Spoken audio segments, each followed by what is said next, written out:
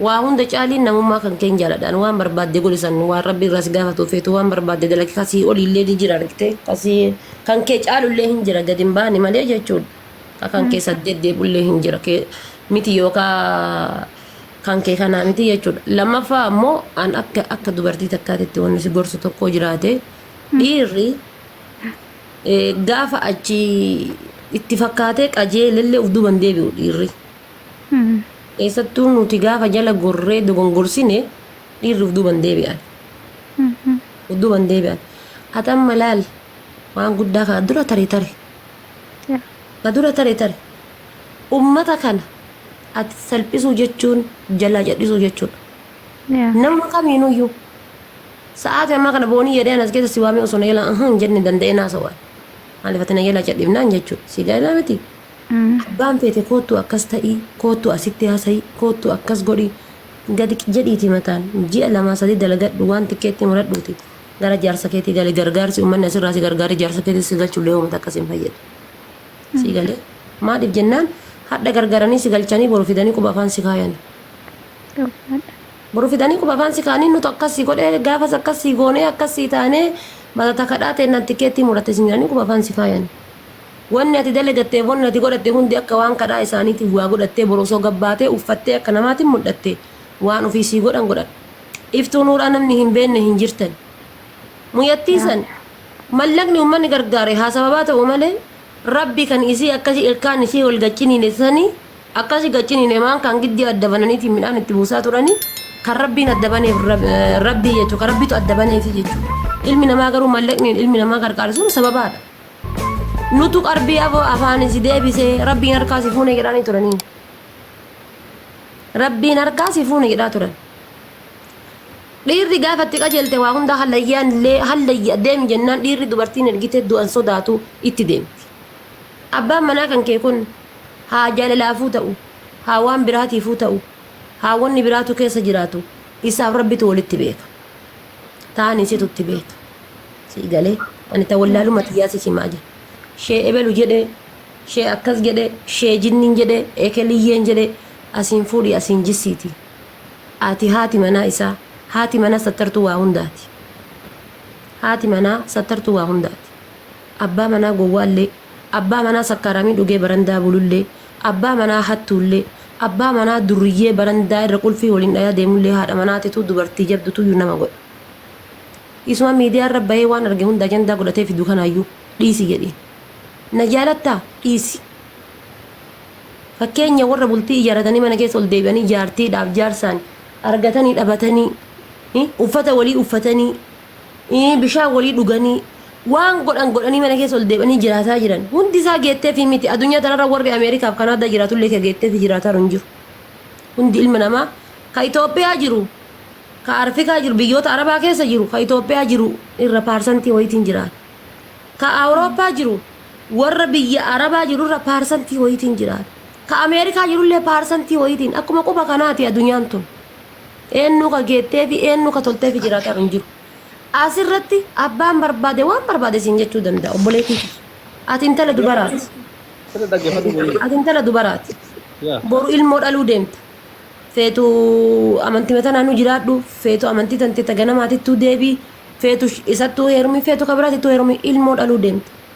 Wanni hadda namni tokko sirraa waraabee poostii si godhe kun boruu deemee waggaa sadii hadhaa abdeet godhee tiktookiin si fida abdeet godhee feesbuukiin fida abdeet godhee yuutuubiin fida gaalaarii tante keessa hoo jiraate wanni kun as keessa jira beektaa jedhee waggaa waliin fuudhee sitti fida. Eenyuuf taaree ilma keetiif ta'a. Addaa ummaan tiyya sun zabana santa akkasii turte akkana jedhaa turte sila sagalee ummaa tiyyaati jedhee si dhaggeeffata ilmi kee. Hanga mataa kiyyaan baatuyyuu namni waan keerii dalagaaru hin jiru. Haa ta'uu garuu hoo abbaa manaa kan kee kana kan yookaa obsa hin qabne jarjaraa fi wantoonni garaagaraa sheexanni sitti fakkeessee namoonni sitti fakkeessanii gulfaaru kan warra amma itti dhiyaatee taa'ee waliin qama'ee itti dawwalee abboo shee bayaan maaf akkas taate abboo obboleessa kiyya maaf akkas eegasaa jajjan maal godhu yuutuubii keessa dhuunfaan itti haasa'anii miti maal godhu yuutuubii keessa dhuunfaan itti haasa'anii maal godhu feesbuukii irratti poostii godhan dhuunfaan si gargaarra siif taana jedhanii miti maal godhuun miidiyaa irra fidan eega rabbiif jecha obbolummaaf jecha itti haasayaa jiraata. Warri keessaan si dhufee sitti haasa'ee si gargaara siif goone namni shangayaadha uduusa si galchuu barbaadanii. Miidiyaa irra dhufanii jaarsa jaartiin intarvii taatanii tikkeettiin isin himuranii isin galchina jedhan sun kijib. Yoo si yaade angeettu. Ansii gaya yoo si yaade. Garuu yeroo ammaa haati ilmoo yaadaan jirtu miidiyaa yaadaaran malee. Dhaqaa guutuu isaa yuutuubii irraa laala. Dhaqaa guutuu isaa feesbuukii kiyya jalaa laala. Dhaqaa guutuu isaa achii laala. Numan laala zin jedhee samoona kan. Warra keessaan isin dhufee firoota keessan isin dhufaniitiin isallee intarvii godhan.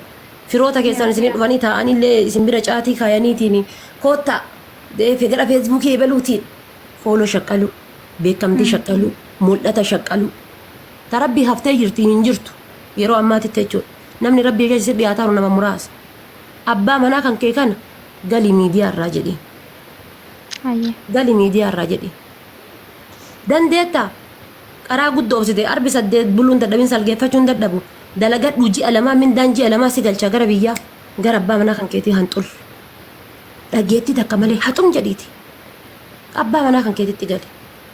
Jinni normaal jedhee kun normaal jedhee sheekiin sirraa dubbate qeesiin sirraa dubbate inuma teettee dhageeffate. Wanni takka sirraa godhan tokko hin jiru. Rabbii kan keetiin soomii salaati yaa rabbi badiiti yaa hunda naadhiisi balleessee jira jedhiiti. Rabbii kan keetiin leerii dhaabadhu rabbii kan kee bicha booyi. Ilmi namaa ka ija bishaanii akkuma tiktookiin abdeet godhee waggaan fidu abdeet godhee fida. Nasrii aanolee irraa fakkeenya fudhadhu. Nasrii aanolee akka hawwii fuudhee taa'u namni tokko godhe hin jiru. Fedhu arsii ta'a, fedhu jimma ta'a, fedhu wallagga ta'a, fedhu walloo ta'a, fedhu kiristaana ta'a, fedhu musliima ta'a. Namni akka hawwii fuudhee obsinaanii fi ilma lammataa irraa dhalu namni godhe hin jiru. Nasrii aanolee wallaaleeti miti ilma isaa miidiyaa irra poostii godhu. Qaanfateeti miti. Hadda osoo poostii godhee waan jedhan isinuu beektan. Osuma poostii godhee diqqoo waa hunda addaate waan jedhan isinuu beektan. Ol kaayatee ilma ofii niitii ofii ol kaayatee mana keessa taa'u jira. Wanni nasrii aanoleetiin hin jenne jiru guyyaa takka hawwiin gabbaatee deebiin deebifne. Argutti jirta asirra. Ilmi namaa kamiinuyyuu tokko isaa qulqulluun hin jiru. Tokko zinaa hojjetee jiraata waggaa meeqa. Tokko haraama dalagee jiraata. Tokko hatee jiraata. Tokko hamatee jiraata. Tokko yoo inni nu qulqulluu ta'e ilmoo isaatiin mana keessa kumaan dhalee harkaa qaba. Tokko yoo inni nu qulqulluu ta'e ilmi isaatiitu zinaa dalagaa jira. Ilmi namaa addunyaa tanarra qulqulluun hin jiru rabbii tokkicha laa ilaaha illallaa malee. Abbaa manaa kan keetiin miidiyaa irraa gali jedhe. Dhufee yookaan ilmaan haadha akkasii ilmaan akkasii naa dhiisa dhiifama naa godha akkas intarneetima kana mataa gadi cufadhuuti dhiisi jireenya kan kee lafarraa jiraadhu jedhe. San qofatu si baasa. San qofatu si baasa. Atis gastii namaa kaanii kan dhattee kootu booniyyee asitti dubbadhu kootu asitti intarvii ta'e kootu asitti si gargaara akkasiin jedhe obboleessa kiyya jedhiin hiriyyaa qabda si bira nama tokkocha dubbadhuuti waan tikkeetti na danda'e hin sii danda'a. Kun hin taane taanaan miidiyaa fidanii dallansuu akka dheengaddaasan jetteedhaaf abaarsa afoo si buusuuf hammeenyi afoo si buusuudhaaf deemanii inuma lafa kaayadhu. Baay'isawwee dhiifama naa godhaati. Uummanni Harargee ufii keessanii harka keessan irratti ni laaftan. Ufii keessanii harka keessan irratti. Shee bayaani ustaaz bayaan eenyu ol hin jiru. Qabdanii harkaa luka isaa caccabsitanii hiitanii yoo jinnii qabaate irratti azaantanii yoo ziirii qabaate irraa baastanii intala tanas fuutanii itti galchanii jiraachisuu ni dandeessa. Ka'ama namni hundi fakkeenya isinii godhatee kun Harargeen akkasuma jedha kun Shawaan akkasuma jedha fakkeenya isinii godhatee isinirraa caffaru jiru jechuudha. Dhiifama naa godhaati. Waa hundaa ni dandeetta.